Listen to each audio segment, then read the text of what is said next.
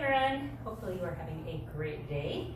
We are here today and wanted to share a little bit about similar situations that we've been seeing with some of our clients, actually meeting with one of them later today, about people who are already property owners and are looking to hold on to the property and use as a rental, specifically a long-term rental, and what some key things that you might want to be thinking about as you go into that portion of being a homeowner. I know today we're going to be meeting with a client, and this, again, we've seen this kind of over and over again, of wanting your property to cash flow for you and make it in your best interest. And so some key things that I think we want to talk about are what that long-term picture looks like. Yeah, one of the biggest questions that we get is, my mortgage is X and I'd like to charge X for rent. Can we do that? And the market dictates it, just like the price of a home. The market will dictate the price that home will sell for, not the seller. It's the same with the rental. The market will dictate what that property will rent for, not so much the homeowner.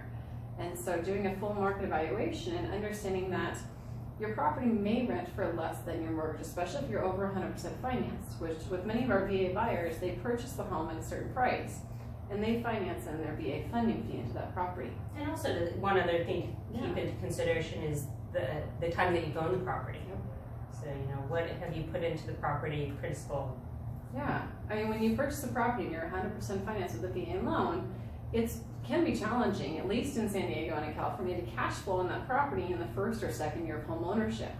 The third, fourth, and fifth year, as rent increases and your mortgage stays the same, you're able to start being able to build equity and to be able to get a return on that property, most likely. But doing a full rental analysis and learning that there is, in the first few years, a gap between the mortgage and the rent amount, and that gap is not a loss in the property, it's an investment into a savings account. Your tenant is paying a majority of your mortgage and property expenses, and you're supplementing that as if it was like a retirement account or a TSP, where you're contributing to that mortgage until the rent reaches a certain point where you're at break even or profiting. Yeah. So I think the key takeaway is thinking about your home ownership as a long-term investment, not just 2 or 3 years. So I think that will go a long way for you. And if you have any other questions about home ownership or your loan, please feel free to reach out.